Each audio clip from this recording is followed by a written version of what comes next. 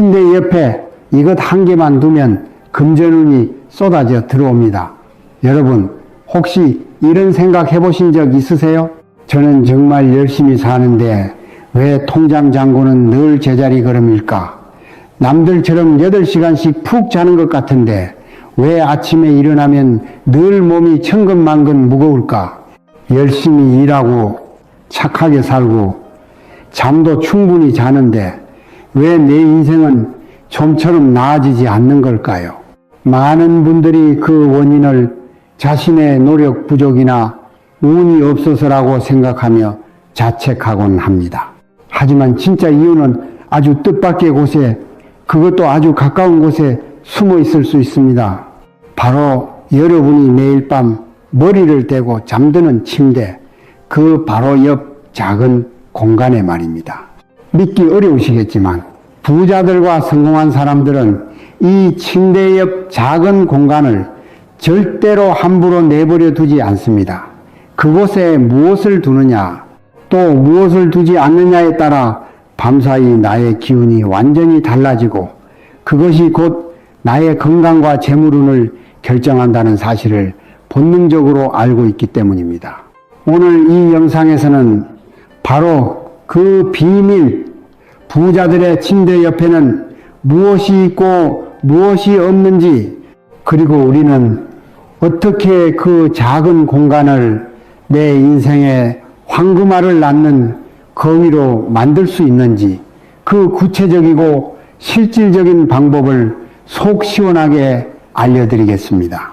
자, 본격적으로 시작하기 전에 한 가지 부탁드릴게요. 지금 이 순간 구독과 좋아요 버튼을 살짝 눌러보세요. 그 작은 행동 하나가 여러분의 금전운을 여는 첫 번째 열쇠가 됩니다. 특히 좋아요를 누르는 순간 재물의 기운이 여러분 쪽으로 직접 흘러들어오기 시작할 거예요. 그리고 댓글에 금전운 받아갑니다 라고 한 줄 남겨주세요. 제가 댓글을 하나하나 정성껏 읽으면서 여러분 한 분 한 분의 재물운이 열릴 수 있도록 진심을 담아 기도드리겠습니다. 우리가 하루를 보내는 공간 중 가장 중요한 곳이 어디냐고 묻는다면 저는 한치의 망설임도 없이 침실, 그 중에서도 침대와 그 주변이라고 말할 겁니다. 왜냐하면 잠을 자는 시간은 단순히 몸이 쉬는 시간이 아니라 온종일 밖에서 소모했던 나의 기운을 재충전하고 우주의 좋은 기운을 받아들여 내일의 운을 만들어가는 신성한 시간이기 때문입니다. 그런데 한번 여러분의 침대 옆을 지금 바로 떠올려 보세요. 그곳에 무엇이 있나요? 아마 많은 분들이 충전기에 꽂힌 휴대폰, 읽다만 책 몇 권, 마시다 남은 물컵, 여기저기 굴러다니는 영수증, 손목시계나 장신구 같은 것들을 아무렇게나 쌓아두고 계실 겁니다.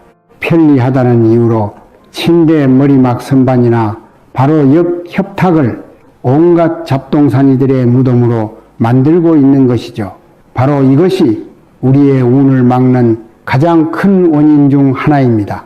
침대 옆 공간은 내 몸으로 기운이 들어오는 현관문과도 같습니다. 현관문이 지저분하고 온갖 잡동사니로 막혀 있으면 좋은 손님이 들어오기 어렵듯이 침대 옆이 혼란스러우면 좋은 기운, 즉 재물운이나 건강운이 밤사이 우리 몸으로 들어올 수 없는 것입니다.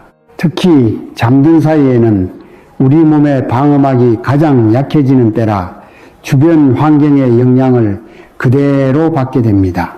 휴대폰에서 나오는 전자파와 세상의 온갖 소식들이 담긴 어지러운 기운, 마시다 남은 물에서 나오는 축축하고 정체된 기운, 여기저기 흩어진 잡동사니들이 뿜어내는 산만한 기운 속에서 잠든다고 생각해 보세요. 그것은 마치 시끄러운 시장 한복판에서 억지로 잠을 청하는 것과 같습니다. 그러니 아무리 오래 잠을 자도 피곤이 풀리지 않고 아무리 열심히 일해도 돈이 모이지 않는 악순환이 반복되는 것입니다. 옛날부터 우리 조상들은 잠자리를 매우 신성하게 여겼습니다. 왕의 잠자리는 나라의 안위와 직결된다고 믿어 최고의 길지에 마련하고 그 주변을 항상 정갈하게 유지했죠. 잠을 자는 동안 하늘의 기운과 땅의 기운이 사람의 몸을 통해 합쳐지며 새로운 생명력과 운을 만들어낸다고 보았기 때문입니다. 풍수에서 침대는 단순한 가구가 아닙니다. 나의 에너지를 생산하는 개인 발전소와도 같은 곳입니다. 그리고 침대 옆 협탁이나 그 주변 공간은 바로 그 발전소에 신선한 연료를 공급하고 생산된 에너지를 온몸으로 원활하게 보내주는 에너지 공급관의 역할을 합니다. 이 공급관이 깨끗하고 잘 정돈되어 있어야 좋은 연료, 즉 맑고 깨끗한 생기가 밤새 나에게 공급될 수 있습니다. 그런데 이 공급관이 잡동사니로 꽉 막혀 있거나 나쁜 기운을 내뿜는 물건들로 가득 차 있다면 어떻게 될까요? 당연히 발전소는 제대로 가동될 수 없고 오히려 탁하고 오염된 에너지를 생산하게 됩니다. 이는 곧 건강의 악화, 판단력의 저하, 그리고 재물의 손실로 이어지게 되는 것입니다. 서양의 풍수에서도 침대 주변의 기의 흐름을 매우 중요하게 생각합니다. 기가 막히면 운도 막힌다는 것은 동서고금을 막론한 진리인 셈이죠. 여러분이 무심코 던져놓은 그 작은 물건 하나하나가 여러분의 잠을 방해하고 운의 흐름을 가로막는 장애물이 되고 있다는 사실을 이제는 꼭 기억하셔야 합니다. 오늘 밤 당장 그 장애물들을 치우는 것부터 시작해 봅시다. 자, 그럼 지금부터 여러분의 운을 갉아먹는 침대 옆에 불청객들을 즉시 퇴출시키는 방법을 알려드리겠습니다. 이것만 치워도 정말 신기하게도 다음날 아침 몸이 가뿐해지고 마음이 편안해지는 것을 느끼실 수 있을 거예요. 첫 번째로 당장 치워야 할 것은 바로 모든 종류의 전자기기입니다. 특히 휴대폰, 태블릿, 스마트워치 같은 것들 말이죠. 많은 분들이 잠들기 직전까지 휴대폰을 보다가 머리맡에 두고 주무시는데 이것은 정말 최악의 습관입니다. 전자기기는 끊임없이 인공적인 파동과 정보를 뿜어냅니다. 우리가 잠든 사이에도 이 기계들은 쉬지 않고 작동하며 우리의 기운을 교란시킵니다. 마치 밤새도록 옆에서 누군가 쫑알거리며 잠을 못 자게 방해하는 것과 같아요. 재물운은 안정되고 평온한 기운 속에서 싹트는 법인데 이렇게 산만하고 인공적인 기운 속에서는 절대 뿌리 내릴 수 없습니다. 충전기도 마찬가지입니다. 잠자는 동안에는 모든 전자기기를 침실 밖으로 내보내거나 적어도 손이 닿지 않는 먼 곳에 두시는 것이 좋습니다. 두 번째로 치워야 할 것은 어지럽게 널린 책과 서류들입니다. 책은 지혜의 상징이라 좋지 않냐고 물으실 수 있습니다. 물론 잘 정돈된 한두 권의 책은 괜찮습니다. 하지만 여러 권의 책이 무질서하게 쌓여 있거나 처리해야 할 서류, 고지서 등이 있다면 이야기는 달라집니다. 이것들은 낮 동안의 근심과 걱정, 해결해야 할 문제들을 상징합니다. 이런 물건들을 머리맡에 두고 자면 잠을 자는 동안에도 무의식적으로 스트레스를 받게 되어 깊은 잠을 이룰 수 없습니다. 이것은 마치 걱정거리 보따리를 머리에 이고 자는 것과 같습니다. 세 번째는 바로 날카롭거나 뾰족한 물건입니다. 가위, 칼, 뾰족한 장신구, 심지어 뾰족한 모서리를 가진 장식품도 포함됩니다. 이런 물건들은 풍수에서 아주 꺼리는 살기, 즉 사람을 해치는 날카로운 기운을 뿜어냅니다. 평화롭게 재충전해야 할 잠자리에 이런 공격적인 기운이 함께한다면 자는 동안 늘 긴장 상태에 있게 되고 악몽을 꾸거나 대인관계에서 잦은 다툼이 생길 수 있습니다. 마지막 네 번째는 거울입니다. 침대 옆이나 침대가 비치는 곳에 거울을 두는 것은 풍수에서 매우 좋지 않게 봅니다. 잠자는 동안 우리의 영혼은 몸을 빠져나와 에너지를 재충전하는데 거울은 그 영혼의 기운을 반사하고 흩어버려 온전히 충전되지 못하게 방해한다고 알려져 있습니다. 또한 거울은 기운을 2배로 만들기 때문에 만약 침실의 다른 곳에 나쁜 기운이 있다면 그 기운을 증폭시켜 주인에게 더 큰 피해를 주기도 합니다. 특히 한밤중에 잠결에 깼을 때 거울에 비친 자신의 모습에 놀라는 경험 다들 한 번쯤 있으시죠? 그런 놀람 자체가 기운을 흩어버리는 아주 안 좋은 경험입니다. 지금 바로 여러분의 침대 옆을 확인해 보세요. 이 4가지 중 하나라도 있다면 망설이지 말고 오늘 밤 당장 다른 곳으로 옮겨 주시길 바랍니다. 자, 이제 나쁜 기운을 몰아내는 청소를 마쳤으니 비어있는 그 소중한 공간에 돈과 복을 불러들이는 보물들을 채워 넣을 시간입니다. 믿기 어려우시겠지만 이 간단한 방법으로 여러분의 침실은 재물운을 끌어당기는 강력한 자석이 될 것입니다. 첫 번째로 추천하는 보물은 바로 은은한 불빛의 스탠드입니다. 너무 밝은 형광등 불빛이 아닌 따뜻한 노란빛을 내는 작은 스탠드를 침대 옆에 두세요. 이 따뜻한 불빛은 풍수에서 양의 기운, 즉 생명력과 재물을 상징하는 화기를 보충해주는 역할을 합니다. 어둡고 축축한 음의 기운은 정체와 가난을 부르지만 밝고 따뜻한 양의 기운은 활력과 성장을 가져옵니다. 잠들기 전 30분 정도 이 스탠드를 켜두는 것만으로도 침실 전체의 기운이 따뜻하고 안정적으로 변하게 됩니다.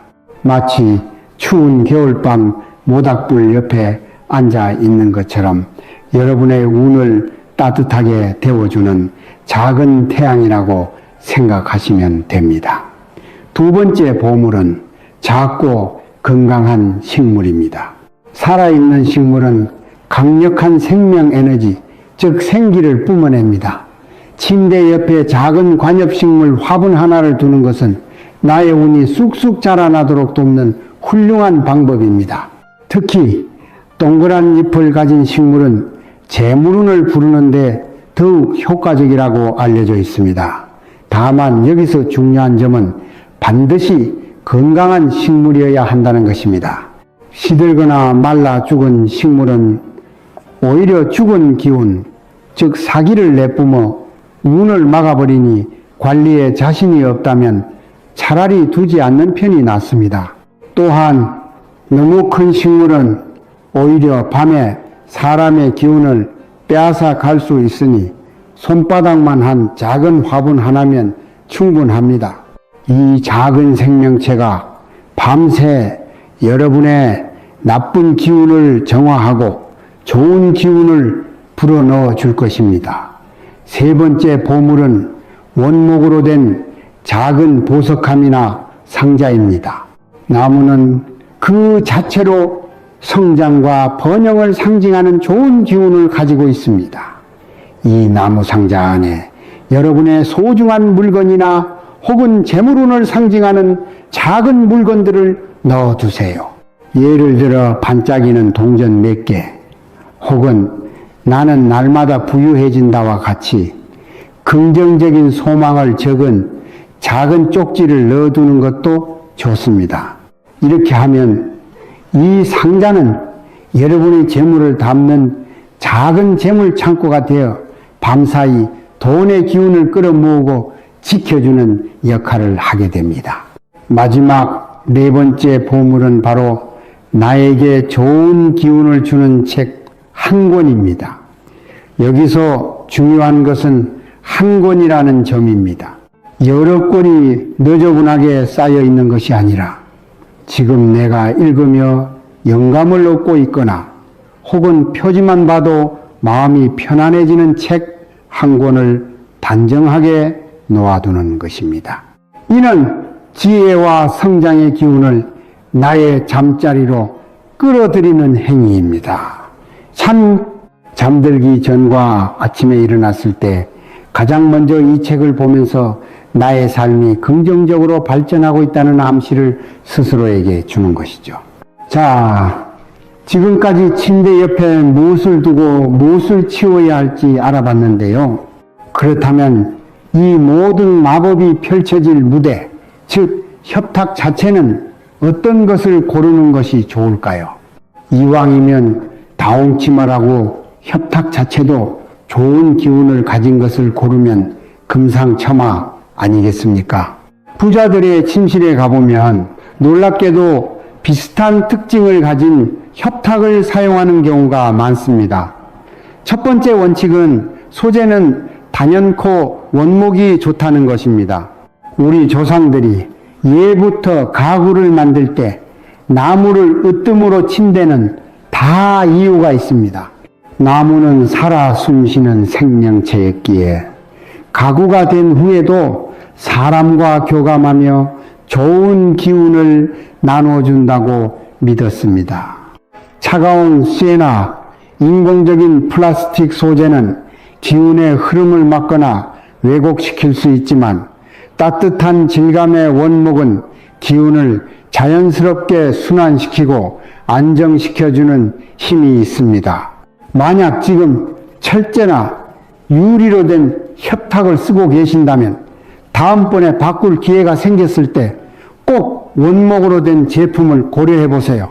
작은 변화지만 그 차이는 생각보다 클 수 있습니다. 두 번째 원칙은 모서리가 둥근 디자인을 고르는 것입니다. 풍수에서는 뾰족한 모서리가 나를 향하는 것을 칼날이 나를 겨누는 것과 같다고 보아 매우 흉하게 여깁니다. 협탁의 뾰족한 모서리는 잠든 사이 무방비 상태인 나에게 계속해서 공격적인 살기를 보내게 됩니다. 이 때문에 잠을 자도 개운하지 않고 이유 없이 불안하거나 신경이 예민해질 수 있습니다. 반면 둥근 모서리는 기운을 부드럽게 감싸 안아 순환시켜주기 때문에 심리적인 안정감을 주고 편안한 숙면을 돕습니다. 지금 쓰는 협탁의 모서리가 너무 날카롭다면 임시방편으로 모서리 보호대를 붙이는 것도 좋은 방법입니다. 자, 지금 바로 여러분의 침대 옆 협탁을 한번 만져보세요. 모서리가 뾰족한가요? 아니면 둥근가요? 댓글로 한번 공유해 주세요. 세 번째 원칙은 침대 매트리스보다 높지 않은 것을 선택하는 것입니다. 협탁이 매트리스보다 높으면 자는 동안 사람을 짓누르는 압박감을 주게 됩니다. 풍수에서는 이를 고압살이라고 하여 좋지 않게 봅니다. 마치 나보다 키가 큰 사람이 머리맡에서 나를 내려다보고 있는 듯한 불편함을 주는 것이죠. 가장 이상적인 높이는 매트리스와 같거나 약간 낮은 것입니다. 그래야 기운이 위에서 아래로 자연스럽게 흘러 편안함을 느낄 수 있습니다. 이 세 가지 원칙, 즉 원목 소재, 둥근 모서리, 그리고 적절한 높이만 기억하셔도 여러분은 이미 최고의 침실 풍수 전문가가 되신 겁니다. 이제 이론은 모두 배우셨으니 실전 응용에 들어가 보겠습니다. 우리 집의 상황에 맞게 어떻게 이 지혜를 적용할 수 있을지 구체적으로 알아볼까요? 선생님, 저는 집은 너무 좁아서 협탁 놓을 자리가 없어요 라고 말씀하시는 분들이 분명 계실 겁니다. 걱정하지 마세요. 풍수의 핵심은 비싼 가구를 사는 데 있는 것이 아니라 공간의 기운을 어떻게 활용하는가에 있습니다. 방이 좁아 협탁을 둘 수 없다면 작고 튼튼한 원목 스툴이나 의자를 협탁 대용으로 사용하셔도 아주 좋습니다. 그것도 어렵다면 벽에 작은 선반을 하나 다는 것도 훌륭한 대안입니다. 중요한 것은 나만의 신성한 공간을 침대 옆에 마련하는 그 행위 자체입니다. 그곳을 항상 깨끗하게 유지하고 앞에서 말씀드린 좋은 기운의 물건들, 예를 들어 작은 스탠드와 예쁜 컵에 담은 따뜻한 차 한 잔만이라도 올려놓아 보세요. 공간의 크기가 중요한 것이 아니라 그 공간을 대하는 나의 정성이 중요한 것입니다. 반대로 침실이 아주 넓은 분들도 계실 겁니다. 이런 경우에는 침대 양옆에 똑같은 디자인의 협탁을 한 쌍으로 두는 것이 좋습니다. 이는 음양의 조화와 균형을 상징하며 부부의 경우 두 사람의 관계를 더욱 돈독하게 만들어주는 역할을 합니다. 한쪽은 어지럽고 한쪽은 깨끗하게 두는 것이 아니라 양쪽 모두 비슷한 수준으로 정갈하게 관리하는 것이 중요합니다. 한쪽에는 스탠드를, 다른 한쪽에는 작은 식물을 두는 식으로 서로 조화를 이루도록 배치하면 더욱 좋습니다. 마지막으로 침대 머리맡에 선반이 달린 프레임을 사용하시는 분들이 많으신데요. 수납이 편리하다는 장점은 있지만 풍수적으로는 그다지 추천하지 않습니다. 머리 위에 물건이 있으면 잠을 자는 동안 무의식적인 압박감을 느끼게 되고 기운이 짓눌려 깊은 잠을 방해받기 때문입니다. 머리가 산만하다는 말이 괜히 있는 것이 아니죠. 머리 위는 최대한 비워두는 것이 좋습니다. 만약 프레임을 바꾸기 어렵다면 선반 위를 최대한 비우고 깨끗하게 유지하려고 노력하는 것만으로도 큰 도움이 됩니다. 오늘 밤 당장 실천할 수 있는 작은 미션을 하나 드릴게요. 휴대폰은 거실에 두고 침대 옆을 깨끗이 치운 다음 따뜻한 스탠드 불빛 아래서 좋은 책 몇 페이지를 읽다가 잠들어 보세요. 아마 수십 년 만에 가장 평화롭고 깊은 잠을 경험하게 되실지도 모릅니다. 오늘 우리는 잠자는 동안 우리의 운명을 바꾸는 침대 옆 작은 공간의 비밀에 대해 알아보았습니다. 전자기기와 잡동사니를 치우고 그 자리에 따뜻한 스탠드와 작은 식물, 그리고 좋은 기운을 가진 물건들을 채워넣는 이 간단한 행위가 단순한 인테리어 변경이라고 생각하지 마십시오. 이것은 나의 무의식에 나는 풍요롭고 건강한 삶을 누릴 자격이 있다고 선언하는 신성한 의식과도 같습니다. 나의 잠자리를 소중히 여기고 정성껏 가꾸는 것은 곧 나 자신을 아끼고 사랑하는 가장 근본적인 방법입니다. 그렇게 매일 밤 좋은 기운 속에서 편안하게 재충전한 당신은 다음날 아침 어제와는 전혀 다른 사람이 되어 깨어날 것입니다. 몸은 가볍고 정신은 맑아지며 세상을 바라보는 눈빛에는 활기가 넘칠 것입니다. 긍정적인 에너지를 가진 사람에게는 자연스럽게 좋은 사람과 좋은 기회가 끌려오기 마련입니다. 그렇게 하루하루가 쌓여 당신의 인생은 어느새 막혔던 운이 뻥 뚫리고 재물과 건강 그리고 행복이 넘칠 때는 풍요로운 강으로 변해 있을 것입니다. 오늘 밤 여러분의 침대 옆에서부터 그 위대한 변화를 시작해 보시길 바랍니다. 여러분의 잠자리가 세상에서 가장 아늑하고 풍요로운 성소가 되기를, 그래서 매일 아침 눈 뜰 때마다 새로운 희망과 행복을 마주하시기를 진심으로 기원하겠습니다. 그리고 이어서 다음 주제를 공유하겠습니다. 커튼 주변에 이것 절대 두지 마세요. 돈복과 건강운 전부 달아납니다.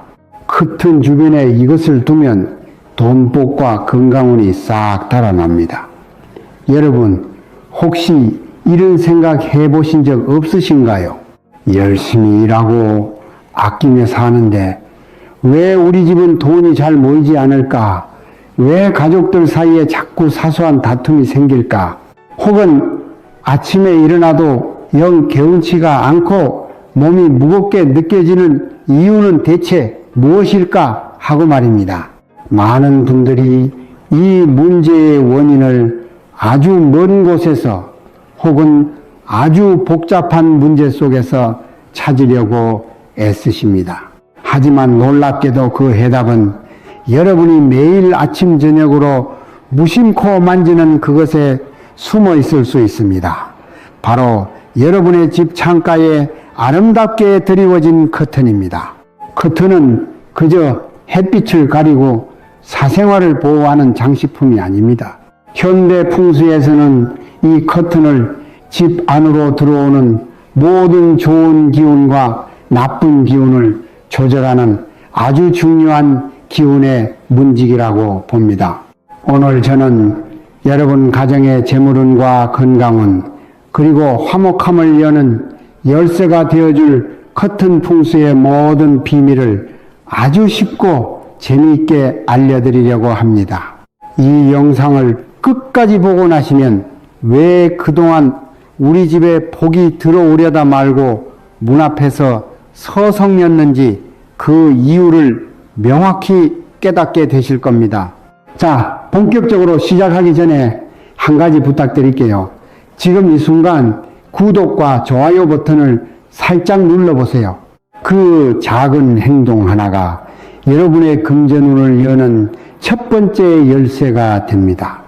특히 좋아요를 누르는 순간 재물의 기운이 여러분 쪽으로 직접 흘러 들어오기 시작할 거예요. 그리고 댓글에 금전은 받아갑니다 라고 한 줄 남겨주세요. 저는 댓글을 하나하나 정성껏 읽으면서 여러분 한 분 한 분의 재물운이 열릴 수 있도록 진심을 담아 기도드리겠습니다. 많은 분들이 깨끗하고 멋진 집을 꾸미기 위해 정말 많은 노력을 하십니다.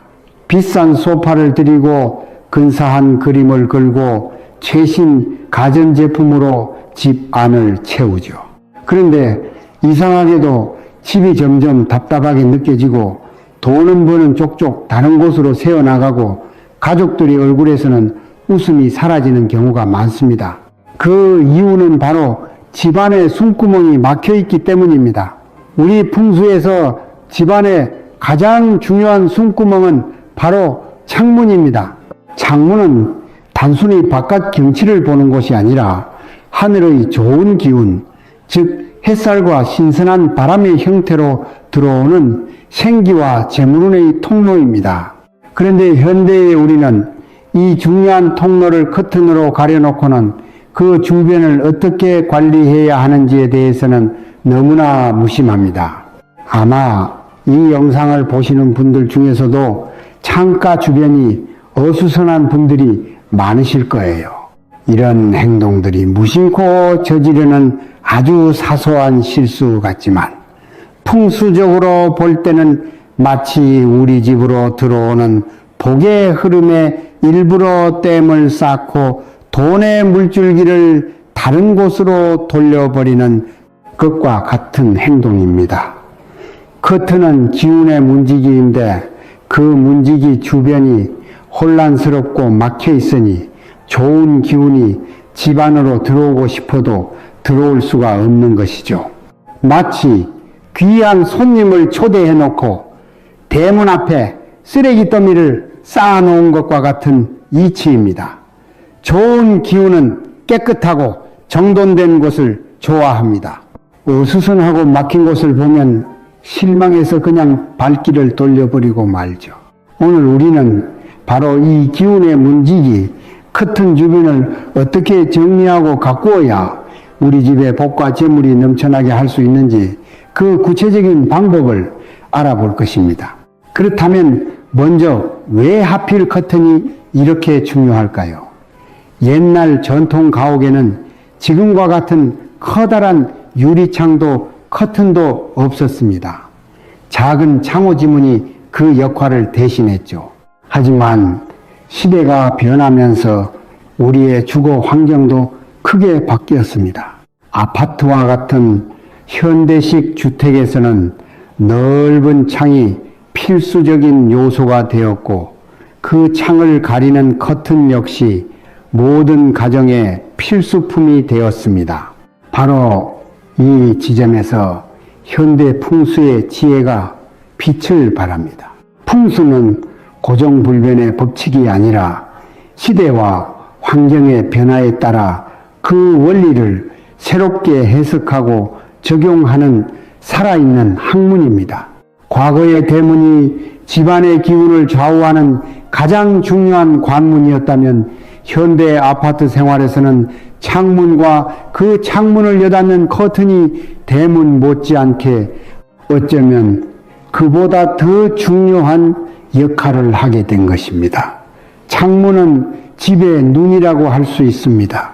눈이 맑고 깨끗해야 세상을 똑바로 볼 수 있듯이 창문이 깨끗하고 활짝 열려 있어야 좋은 기운이 집안으로 막힘없이 들어올 수 있습니다.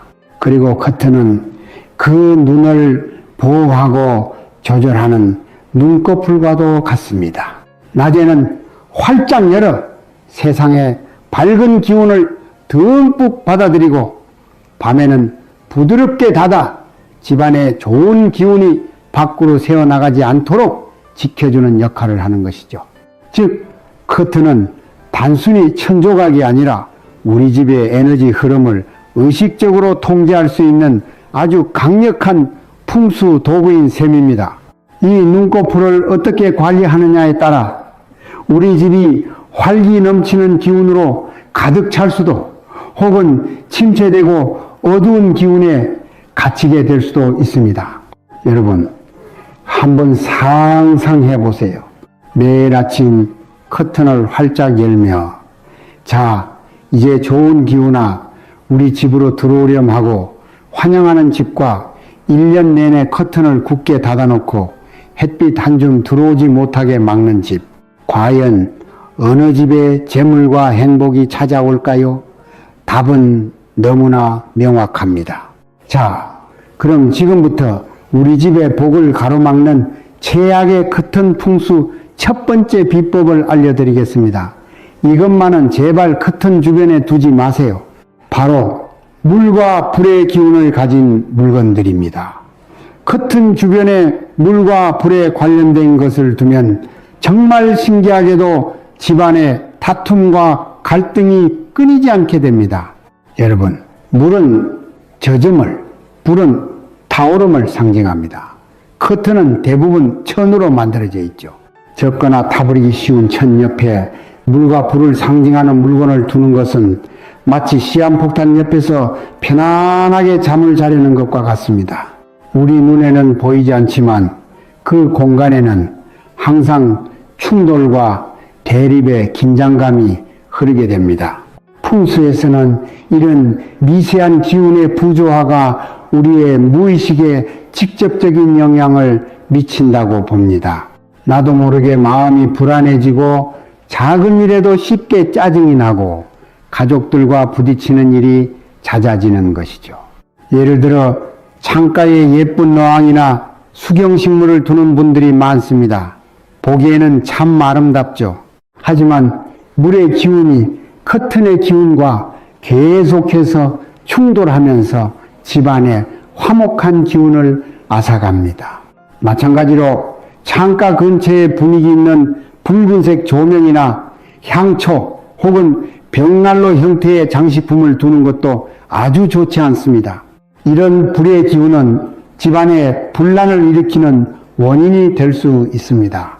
혹시 지금 거실 창가에 스탠드 조명을 두고 계신다면 그 불빛이 커튼에 직접 닿지 않도록 각도를 꼭 조절해 주세요. 불빛이 커튼을 직접 비추는 것은 불의 기운으로 커튼을 계속 공격하는 것과 같아서 가족 간의 갈등을 증폭시키는 역할을 합니다. 어때요? 혹시 댁의 창가에도 이런 물건들이 놓여 있지는 않으신가요? 지금 당장 확인해 보시고 있다면 최소한 커튼으로부터 1m 이상 떨어진 곳으로 옮겨 보세요.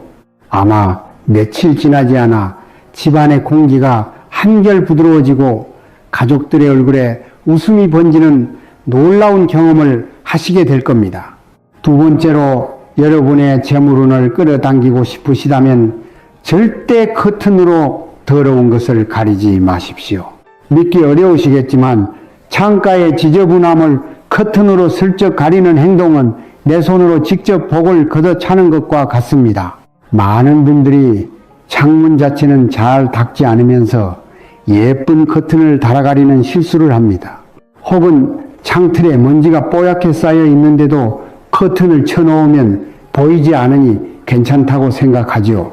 또 어떤 집은 창가나 베란다에 온갖 잡동사니, 예를 들어 빈 박스나 재활용품, 고장난 물건들을 쌓아두고 커튼으로 가려버립니다. 이것은 풍수에서 가장 금기시하는 행동 중 하나입니다. 왜냐하면 창문은 좋은 기운이 들어오는 입구이기 때문입니다. 현관 앞에 쓰레기를 쌓아두지 말라고 하는 것과 똑같은 이치입니다. 더럽고 어지러운 곳으로는 절대 좋은 기운이 들어오지 않습니다. 오히려 나쁜 기운, 즉 탁한 기운과 정체된 기운만 계속해서 쌓이게 됩니다. 커튼으로 가려서 당장 내 눈에 보이지 않는다고 해서 그 나쁜 기운이 사라지는 것이 아닙니다. 오히려 커튼 뒤 어두컴컴한 공간에 응축되어 집안 전체에 부정적인 영향을 미치게 됩니다. 마치 상처가 났는데 치료하지 않고 반창고로 가리기만 하는 것과 같습니다. 겉보기에는 괜찮아 보여도 속에서는 계속 치차 터지고 있는 것이죠. 이렇게 창가 주변이 지저분한 집은 돈이 모이지 않고 가족들의 건강에 문제가 생기기 쉽습니다. 반대로 생각해 보세요.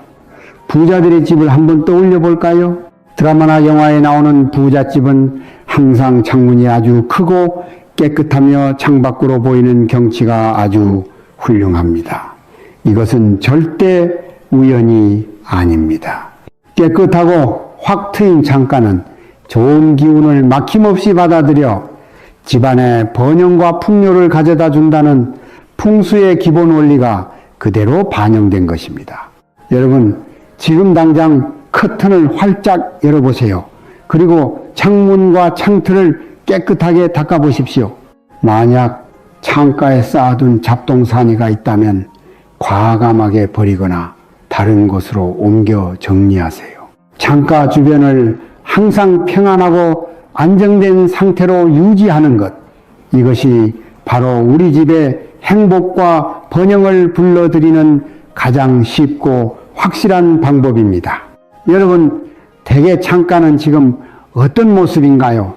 댓글로 한번 솔직하게 이야기 나눠보는 것도 좋겠습니다.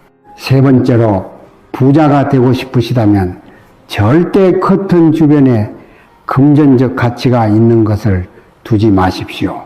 이것은 정말 많은 분들이 잘 모르고 저지르는 치명적인 실수입니다. 창가 주변에 돈이나 귀중품을 두면 그 돈은 신기하게도 내 곁에 머물지 않고 창문 밖으로 날아가 버립니다. 정말입니다.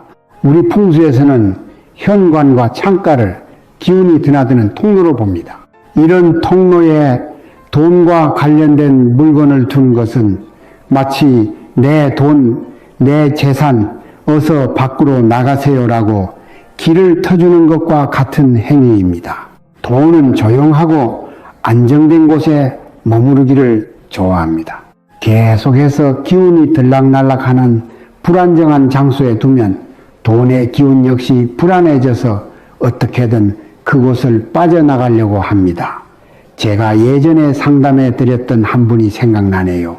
사업을 하시는데 이상하게 돈이 모이지 않고 계속해서 예상치 못한 곳으로 돈이 샌다고 하소연을 하셨습니다.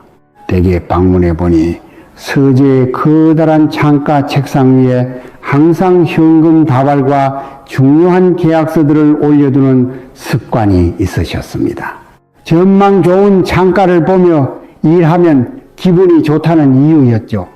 저는 그분께 당장 그 물건들을 방 안쪽에 깊숙한 금고나 서랍에 보관하시라고 조언해 드렸습니다. 처음에는 반신반의하시던 그분은 몇 달 뒤에 다시 연락을 주셨습니다. 정말 신기하게도 돈이 새는 일이 눈에 띄게 줄어들고 오히려 생각지도 않았던 곳에서 목돈이 들어오는 일이 생겼다는 것이었습니다. 여기서 말하는 금전적 가치가 있는 것이란 단순히 현금만을 의미하지 않습니다. 당장 돈으로 바꿀 수 있는 모든 것이 해당됩니다.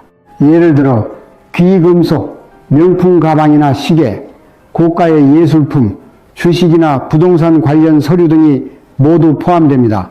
혹시 외출했다 돌아와서 시계나 액세서리를 무심코 창가 선반에 올려두는 습관이 있으신가요? 혹은 거실 창가 장식장에 아끼는 양주나 값비싼 도자기를 진열해 두셨나요? 그렇다면 지금 당장 위치를 바꿔주세요.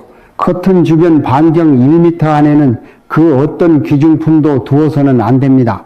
귀중품은 반드시 방 안쪽 빛이 직접 닿지 않는 안정된 장소, 예를 들어 안방에 서랍장이나 옷장 안에 보관하는 것이 재물운을 지키고 불리는 최고의 방법입니다.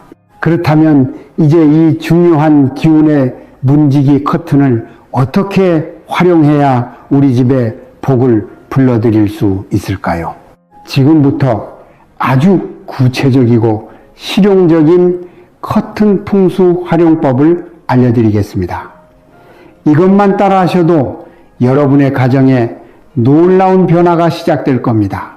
첫째, 커튼의 종류와 색상을 공간에 맞게 선택하세요. 거실은 가족들이 모여 활동하는 공간으로 양의 기운, 즉 밝고 활발한 기운이 가득해야 좋습니다. 따라서 거실 커튼은 가능하면 가볍고 화사한 소재와 색상을 선택하는 것이 좋습니다. 하늘하늘한 소커튼이나 아이보리, 연한 베이지 혹은 은은한 파스텔 톤의 커튼이 아주 좋습니다. 이렇게 하면 낮에 햇살이 커튼을 통해 은은하게 들어오면서 집안 전체에 생동감 넘치는 기운을 불어넣어 줍니다. 반대로 침실은 하루의 피로를 풀고 재충전하는 공간으로 음의 기운, 즉 차분하고 안정된 기운이 필요합니다. 따라서 침실 커튼은 거실보다는 조금 더 무게감 있고 빛을 잘 차단해주는 암막 기능이 있는 것을 선택하는 것이 좋습니다. 색상도 마음을 편안하게 해주는 짙은 베이지나 브라운, 차분한 네이비 계열이 숙면을 돕고 기운을 안정시키는 데 효과적입니다. 만약 지금 사용하시는 커튼이 이와 반대로 되어 있다면 어떻게 할까요? 거실 커튼이 너무 어둡고 무겁다면 커튼을 최대한 자주 열어두시고 커튼 옆에 싱그러운 화분이나 화사한 꽃병을 두어 밝은 기운을 보충해 주세요. 반대로 침실 커튼이 너무 얇고 가볍다면 이중으로 커튼을 달거나 덧창을 설치하는 것도 좋은 방법입니다. 둘째, 커튼을 여닫는 시간을 정해두세요. 커튼은 우리 집의 눈꺼풀이라고 했죠. 아침에 해가 뜨면 반드시 커튼을 활짝 열어 밤새 쌓였던 탁한 기운을 내보내고 아침에 신선한 생기를 집안 가득 받아들여야 합니다. 이때 창문도 함께 열어 환기를 시켜주면 금상첨화입니다. 이렇게 매일 아침 좋은 기운으로 집을 채우는 습관은 그 어떤 비싼 보약보다도 가족의 건강과 활력에 좋습니다. 그리고 저녁이 되어 해가 지면 커튼을 닫아 집안에 따뜻하고 좋은 기운이 밖으로 새어나가지 않도록 보호해야 합니다. 특히 밤에는 외부의 차갑고 어두운 기운이 집안으로 들어오는 것을 막아주는 역할도 합니다. 밖에서 집안이 훤히 들여다 보이는 것은 재물운이 줄줄 새어나가는 것과 같으니 밤에는 꼭 커튼을 쳐서 우리 집의 재물과 안정을 지켜주세요. 셋째, 창가에 빈 장식장을 두지 마세요. 만약 창가에 장식장이 있다면 그 안을 무엇으로든 채워두어야 합니다. 텅 빈 장식장은 허전함과 결핍의 기운을 만들어내어 좋은 운이 채워지는 것을 방해합니다. 그렇다고 아무거나 채우라는 뜻은 아닙니다.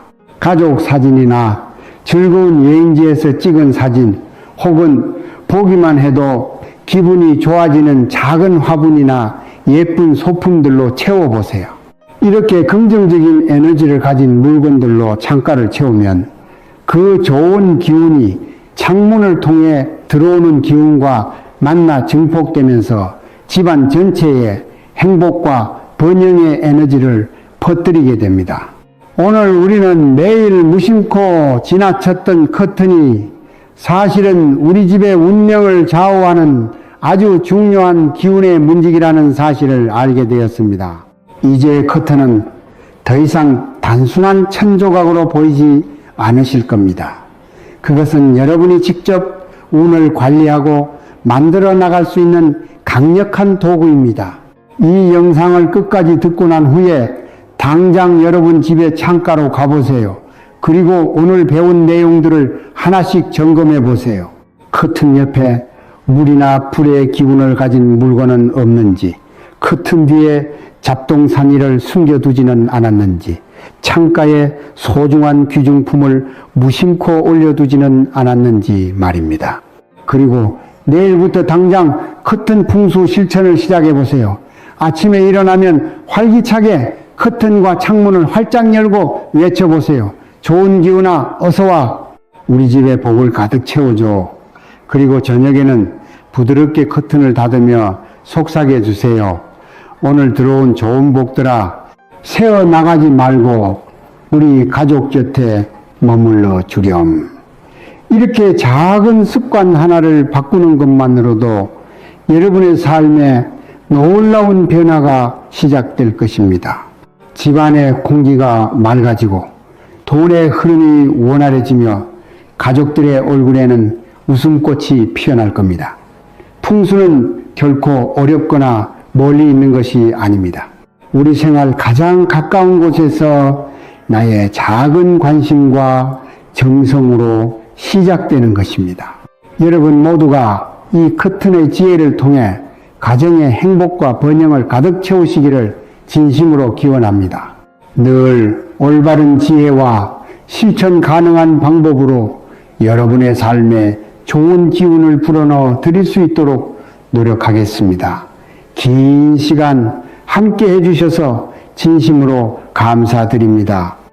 여러분, 오늘 이 영상을 클릭하셨다면 그것은 우연이 아닙니다. 조상님께서 여러분의 손을 이끌어 이 자리에 앉히신 것입니다. 지금 이 순간 잠시 하던 일을 멈추고 눈을 감아 보십시오. 그리고 스스로에게 물어보십시오. 나는 지금 진정으로 편안한가?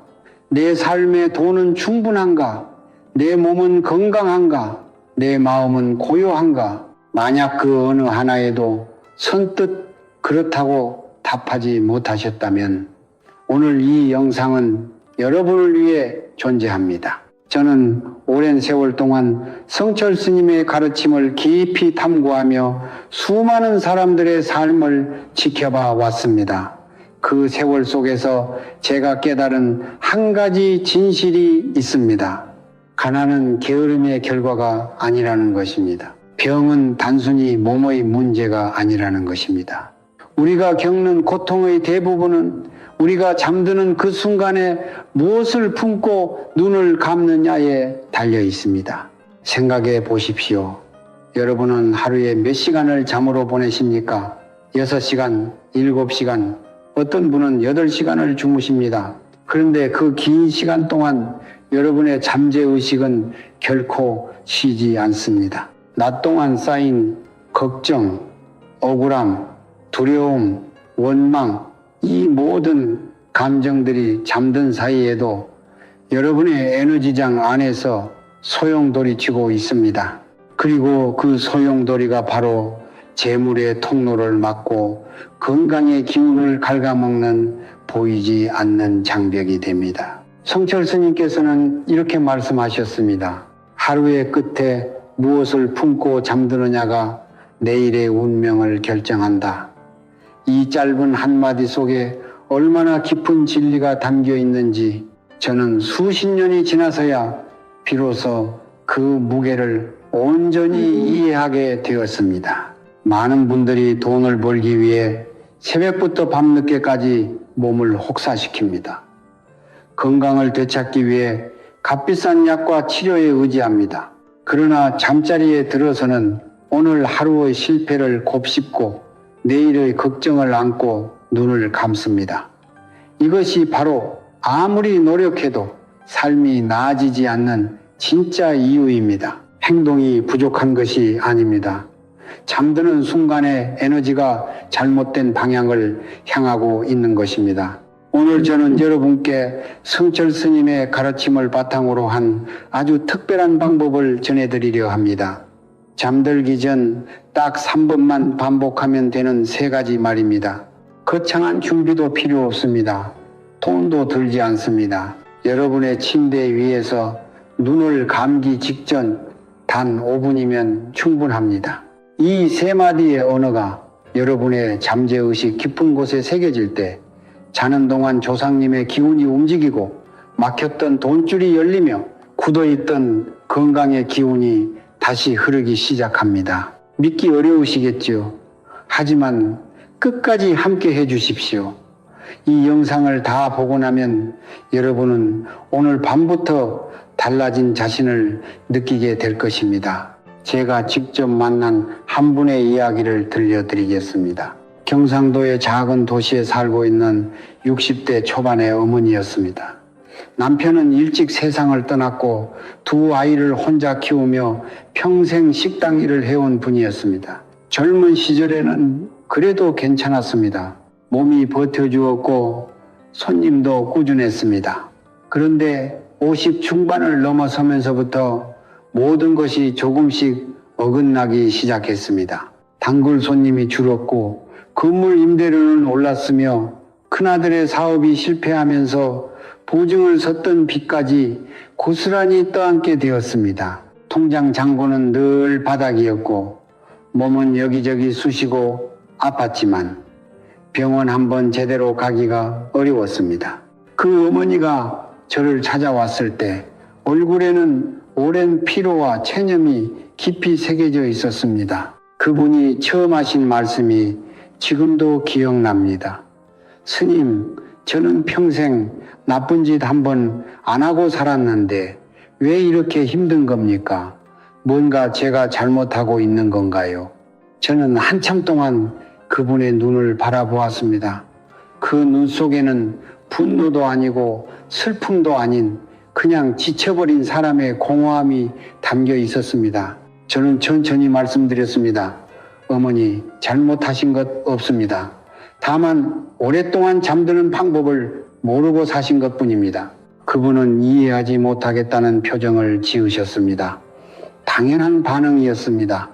저는 그 자리에서 3가지 말을 알려드렸습니다. 지금 이 영상에서 여러분께도 전해드릴 바로 그 3마디입니다. 다른 것은 아무것도 요구하지 않았습니다. 비싼 부적도 특별한 의식도 절에 오실 것도 부탁드리지 않았습니다. 오직 잠들기 전 딱 3번씩 7일 동안만 해보시라고 했습니다. 3일째 되던 날 그분에게서 연락이 왔습니다. 목소리가 처음과는 달랐습니다. 오랫동안 연락이 끊겼던 옛 단골 손님이 갑자기 찾아와 큰 주문을 넣었다고 하셨습니다. 우연이려니 하셨답니다. 그런데 5일째 되던 날 큰아들에게서 전화가 왔습니다. 전혀 예상하지 못했던 곳에서 일자리 제안이 들어왔다는 것이었습니다. 그리고 7일이 지난 후 그 어머니는 다시 저를 찾아오셨습니다. 이번에는 눈물을 흘리셨습니다. 오래 막혀있던 것들이 조금씩 풀리는 느낌이에요. 몸도 이상하게 가벼워졌어요. 잠도 처음으로 깊이 잔 것 같고요. 저는 그분께 말씀드렸습니다. 기적이 일어난 것이 아닙니다. 오랫동안 잘못된 에너지를 품고 잠들어 막혀있던 통로가 비로소 제자리를 찾기 시작한 것입니다. 성철 스님께서는 늘 말씀하셨습니다. 복은 멀리 있지 않다. 다만 우리가 스스로 그 문을 닫고 있을 뿐이다. 여러분 중에도 이 어머니와 비슷한 상황에 계신 분이 있으실 것입니다. 열심히 살았는데 왜 이 모양인지 모르겠다고 느끼시는 분, 몸은 지쳐있고 통장은 비어있고 앞이 보이지 않는다고 느끼시는 분, 그분들께 말씀드립니다. 여러분의 잘못이 아닙니다. 다만 아직 그 문을 여는 방법을 모르셨을 뿐입니다. 지금부터 제가 그 방법을 하나씩 알려드리겠습니다. 많은 분들이 잠을 단순한 휴식으로 생각하십니다. 피곤한 몸을 눕히고 눈을 감고 아침이 되면 다시 일어나는 것, 그것이 잠의 전부라고 여기십니다. 그러나 저는 오늘 여러분께 아주 중요한 진실 하나를 말씀드려야 합니다. 잠은 휴식이 아닙니다. 잠은 여러분의 잠재의식이 우주와 가장 깊이 교신하는 시간입니다. 성철 스님께서는 평생 새벽 3시에 일어나 정진하셨습니다. 그 이유를 물었을 때 스님께서는 이렇게 말씀하셨습니다. 밤이 깊을수록 하늘의 기운은 가장 맑아진다. 그 맑은 기운을 받으려면 먼저 내 안을 비워야 한다. 저는 이 말씀을 처음 들었을 때 그 깊이를 온전히 이해하지 못했습니다. 그러나 세월이 흐르고 수많은 사람들이 삶을 지켜보면서 비로소 깨달았습니다. 잠들기 직전의 마음 상태가 그 사람의 에너지장 전체를 결정한다는 것을 음양오행의 관점에서 보면은 낮은 양 영의 시간이고 밤은 음영의 시간입니다. 낮 동안 우리는 끊임없이 무언가를 내보냅니다. 에너지를 쓰고 감정을 소모하고 생각을 뿜어냅니다. 그런데 밤이 되면 흐름이 반대로 바뀝니다. 음의 기운이 열리면서 우주는 우리에게 무언가를 채워주려 합니다. 재물의 기운, 건강의 기운, 좋은 인연의 기운이 잠든 사람에게로 흘러 들어오려 합니다. 문제는 그 통로가 막혀 있다는 것입니다. 무엇이 통로를 막는가? 바로 잠들기 직전에 품는 감정들입니다. 오늘 하루 나를 힘들게 했던 사람에 대한 원망, 갚지 못한 빚에 대한 두려움, 잘 풀리지 않는 현실에 대한 분노, 이 감정들은 단순한 느낌이 아닙니다. 에너지입니다. 그리고 이 에너지가 잠든 사이 여러분의 온몸을 감싸며 단단한 벽을 만들어냅니다. 우주가 아무리 풍요의 기운을 보내려 해도 그 벽을 뚫고 들어올 수가 없습니다. 이것이 바로 열심히 살아도 재물이 쌓이지 않고 몸을 아끼는데도 건강이 회복되지 않는 에너지적 이유입니다. 반대로 생각해 보십시오. 잠들기 직전 여러분의 마음이 고요하고 감사로 충만하다면 어떻게 될까요? 집착과 두려움이 내려놓아지고 마음이 부드럽게 열려 있다면 어떻게 될까요? 그 순간 잠재의식은 완전히 열린 상태가 됩니다. 마치 단단히 잠겨있던 창문이 활짝 열리듯 우주의 풍요 에너지가 아무런 저항 없이 여러분 안으로 흘러 들어옵니다. 잠을 자는 6시간, 7시간 동안 여러분은 아무것도 하지 않아도 됩니다. 그저 열린 상태로 누워있기만 하면 우주가 알아서 채워줍니다. 조상님의 기운이 움직이고 막혔던 재물의 통로가 서서히 열리기 시작합니다. 잠들기 직전 5분은 하루 중 가장 강력한 황금의 시간입니다. 이 5분을 어떻게 쓰느냐에 따라 7일 후의 현실이 달라집니다. 이것은 미신이 아닙니다. 음양의 이치이고 에너지의 법칙이며 성철 스님께서 평생 몸소 실천하며 가르치신 진리입니다. 그렇다면 그 5분 동안 무엇을 해야 하는가? 이제부터 그 3가지 말을 하나씩 알려드리겠습니다. 이제 첫 번째 말을 알려드리겠습니다. 그런데 그 전에 먼저 한 가지 여쭤보고 싶습니다. 여러분은 오늘 하루 동안 감사하다는 말을 몇 번이나 하셨습니까? 가족에게, 이웃에게, 혹은 스스로에게. 아마 대부분의 분들은 선뜻 대답하지 못하실 것입니다. 우리는 너무 오랫동안 감사를 잊고 살아왔습니다. 당연하게 여기는 것들이 너무 많아졌습니다. 아침에 눈을 뜨는 것, 밥 한 끼를 먹을 수 있다는 것, 오늘 하루를 살아 숨 쉬었다는 것, 이 모든 것이 얼마나 큰 선물인지를 우리는 너무 쉽게 잊어버립니다. 성철 스님께서는 이렇게 말씀하셨습니다. 감사할 줄 모르는 사람에게는 복이 머물지 않는다. 복은 감사하는 마음이 있는 곳으로만 흘러간다. 처음 이 말씀을 들었을 때 저는 단순한 덕담으로 생각했습니다. 그러나 시간이 지나면서 이것이 얼마나 정확한 에너지의 법칙인지를 깊이 이해하게 되었습니다. 감사는 단순한 예의가 아닙니다. 감사는 우주를 향해 문을 여는 행위입니다. 내가 이미 받은 것을 인정하는 순간 우주는 그것을 신호로 받아들이고 더 많은 것을 보내기 시작합니다. 반대로 불평하고 원망하는 마음은 우주에게 나는 부족하다, 나는 모자라다는 신호를 끊임없이 보내는 것입니다. 그 신호를 받은 우주는 그대로 부족함을 현실로 만들어줍니다. 이것이 바로 불평하는 사람이 더 가난해지고 감사하는 사람이 더 풍요로워지는 에너지의 이치입니다. 그렇다면 첫 번째 말은 무엇인가? 잠들기 직전 눈을 감고 천천히 숨을 고른 뒤 마음속으로 혹은 아주 작은 목소리로 이렇게 말씀하십시오. 끝함. 오늘 하루도 살아있음에 감사합니다. 나에게 주어진 모든 인연과 도움에 감사합니다. 이것이 전부입니다. 딱 이 두 문장입니다. 그런데 이 말을 할 때 반드시 지켜야 할 것이 있습니다. 입으로만 말하지 마십시오. 가슴으로 느끼셔야 합니다. 오늘 하루를 떠올리십시오.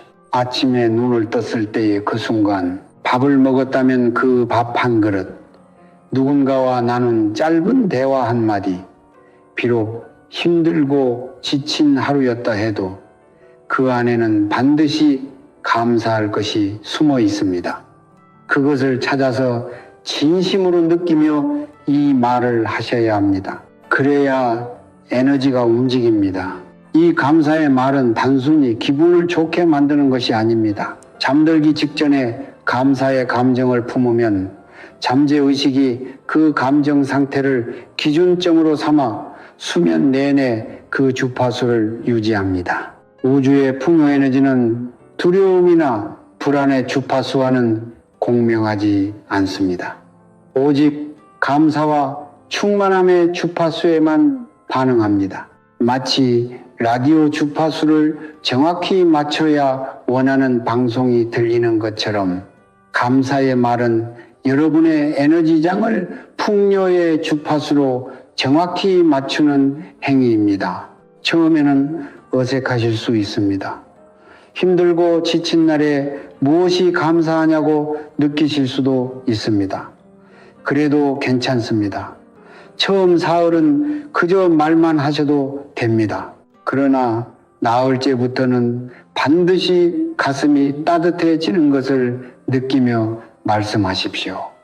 쌀 한 톨도 우주의 선물입니다.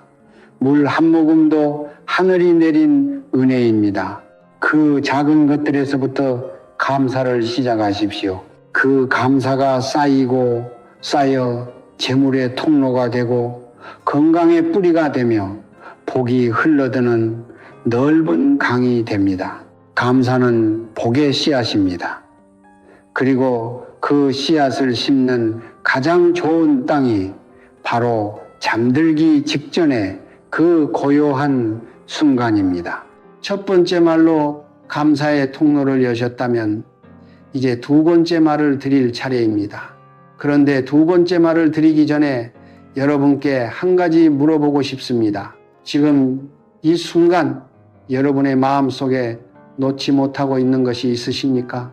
갚지 못한 빚에 대한 걱정, 내 자식이 잘 될 수 있을까 하는 불안, 저 사람이 나를 배신했다는 분노, 왜 나만 이렇게 힘든가 하는 억울함. 만약 그런 감정들이 지금도 가슴 한켠에 무겁게 자리하고 있다면 그것이 바로 여러분의 재물을 막고 건강을 갉아먹는 가장 큰 에너지 장벽입니다. 성철 스님께서는 평생 무소유, 무소유를 가르치셨습니다.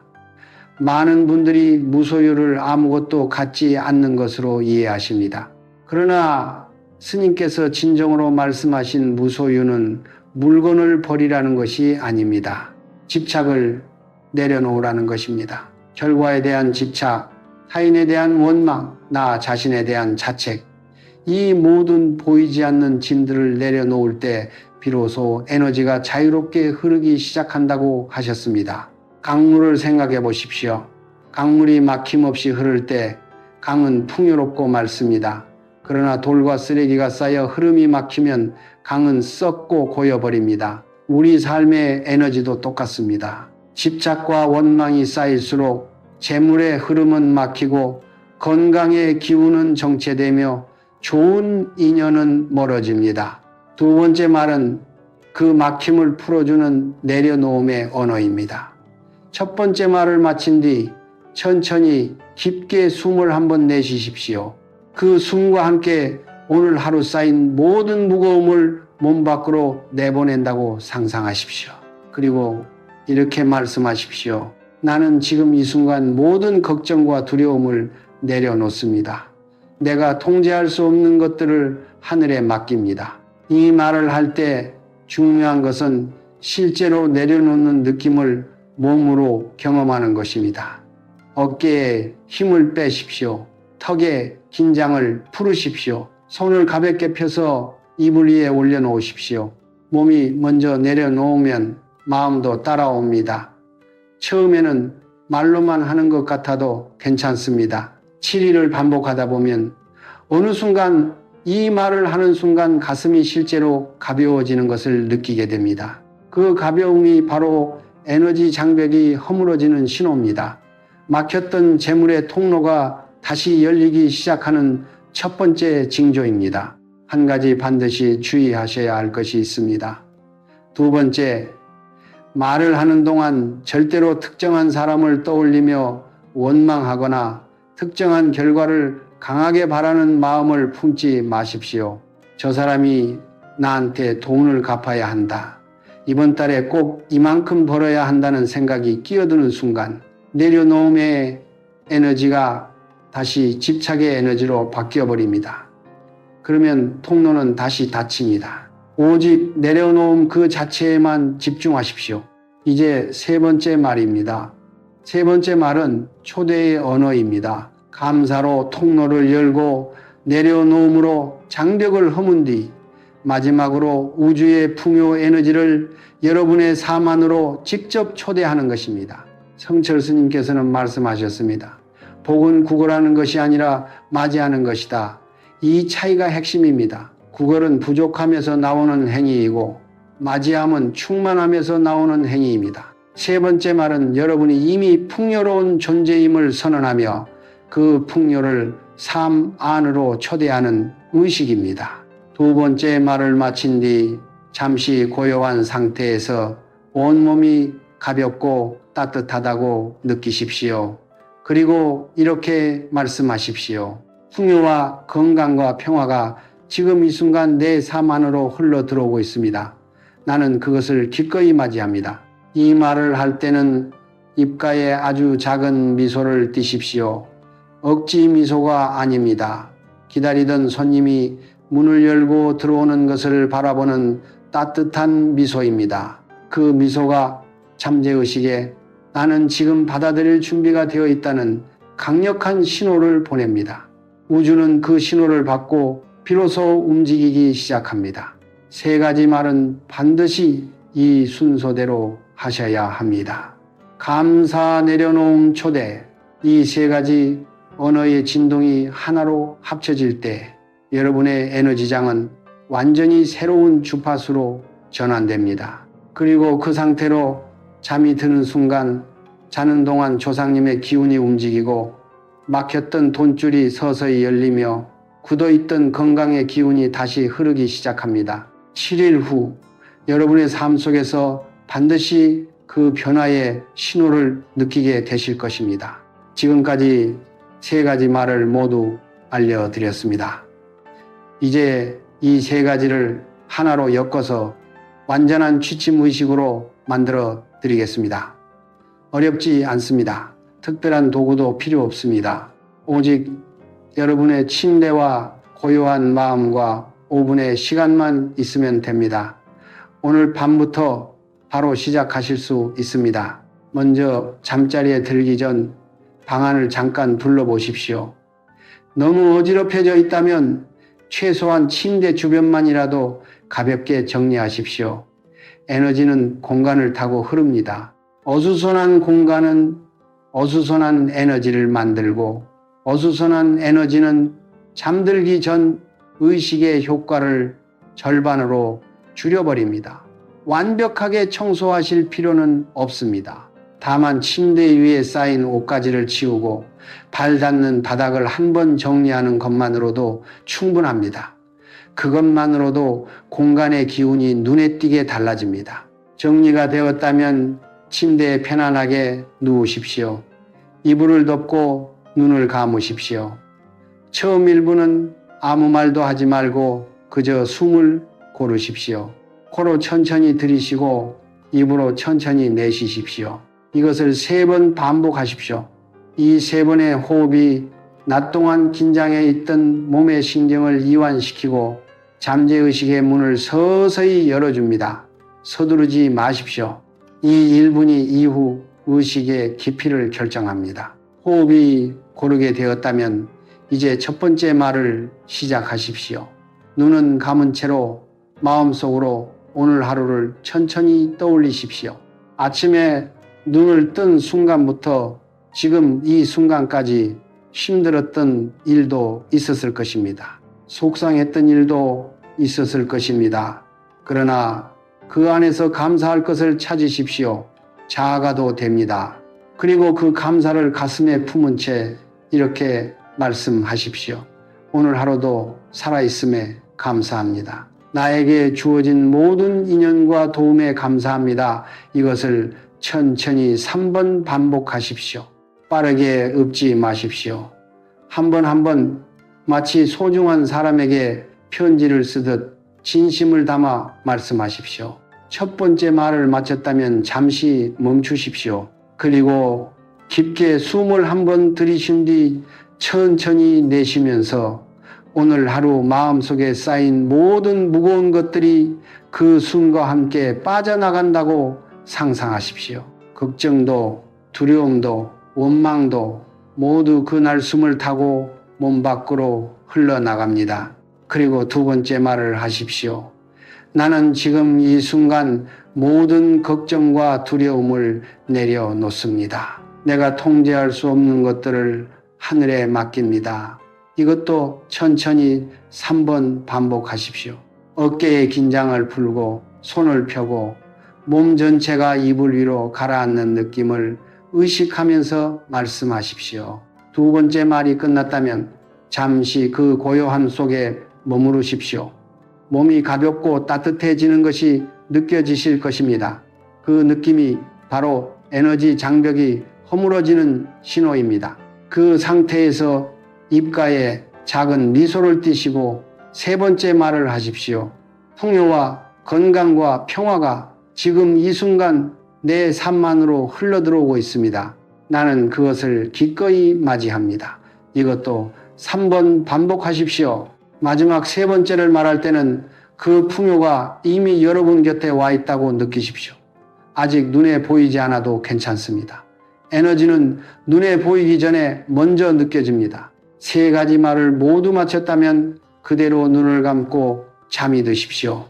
억지로 잠을 청하려 하지 마십시오. 의식을 마친 뒤에는 자연스럽게 잠이 찾아옵니다.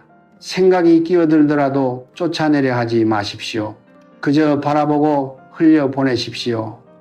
여러분이 해야 할 일은 이미 끝났습니다. 이제는 우주가 일할 차례입니다. 이 의식을 7일 동안 매일 밤 반복하십시오. 하루도 빠지지 마십시오. 처음 사흘은 큰 변화가 느껴지지 않을 수 있습니다. 그러나 나흘째부터 잠의 질이 달라지기 시작합니다. 더 깊이 자게 되고 아침에 일어났을 때 몸이 가볍습니다.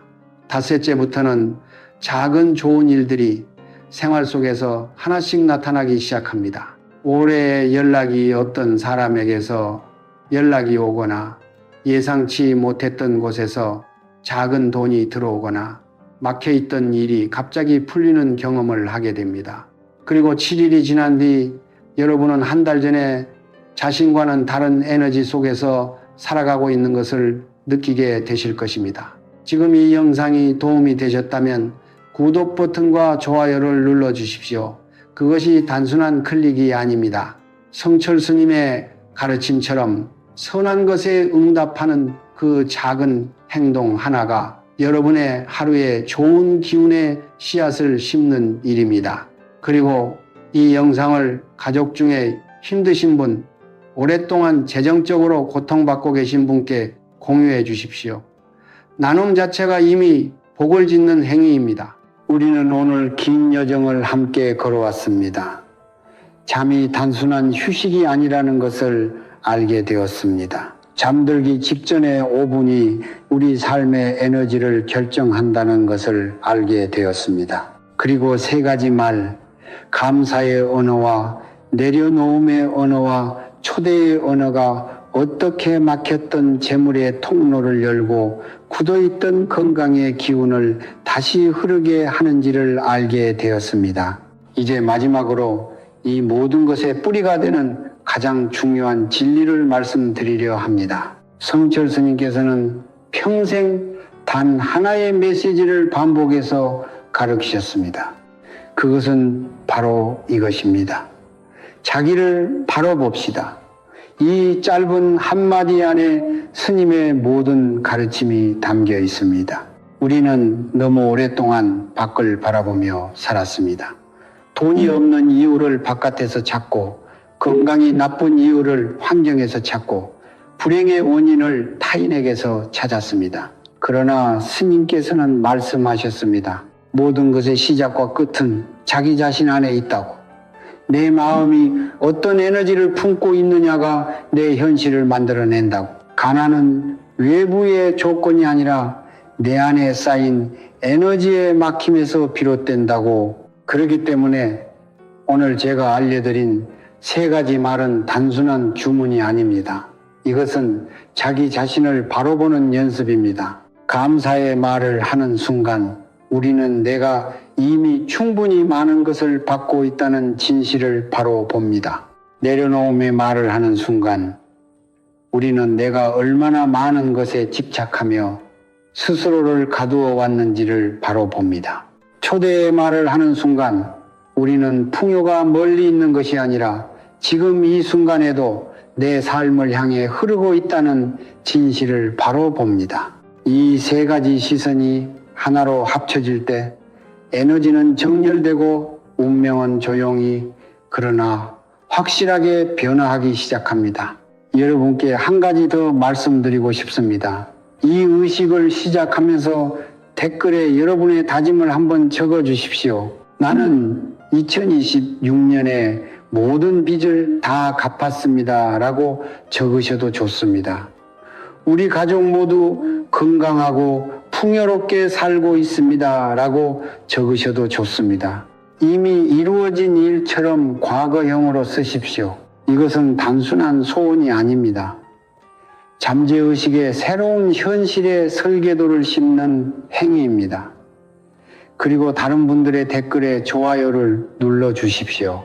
그 작은 응원 하나가 상대방에게는 큰 힘이 되고 여러분에게는 배춤의 공덕이 되어 돌아옵니다. 성철 스님께서는 말씀하셨습니다.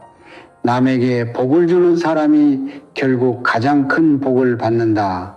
이제 마지막으로 여러분을 위해 기도를 올리겠습니다. 이 기도는 성철 스님께서 평생 품으셨던 자비의 마음으로 지금 이 영상을 보고 계신 모든 분들을 위해 드리는 것입니다. 오늘 이 영상 앞에 앉으신 모든 분들께 부처님의 가호가 함께하기를 기원합니다. 오랫동안 막혀있던 재물의 통로가 환하게 열려 풍요로운 기운이 넘치게 흘러들어오기를 기원합니다. 지쳐있던 몸과 마음이 깊은 잠 속에서 온전히 회복되어 내일 아침 새로운 힘으로 눈을 뜨게 되기를 기원합니다. 빚의 무게에 짓눌려 있는 분들은 그 짐이 하나씩 가벼워지고 마침내 홀가분한 날이 반드시 오기를 기원합니다. 아프신 분들은 몸의 기운이 다시 살아나 건강이 회복되기를 기원합니다. 자녀의 앞길이 걱정되시는 분들은 그 자녀에게 좋은 인연과 기회가 찾아오기를 기원합니다. 그리고 홀로 외로 이 밤을 버티고 계신 분들께는 조상님의 따뜻한 기운이 그 곁에 머물며 함께 해주기를 간절히 기원합니다. 오늘 밤 이 세 가지 말을 품고 눈을 감으십시오. 걱정하지 마십시오. 두려워하지 마십시오. 여러분은 혼자가 아닙니다. 잠드는 동안 조상님께서 여러분 곁에서 함께 걸어주실 것입니다. 그리고 아침이 되면 어제와는 조금 다른 세상이 여러분을 맞이할 것입니다.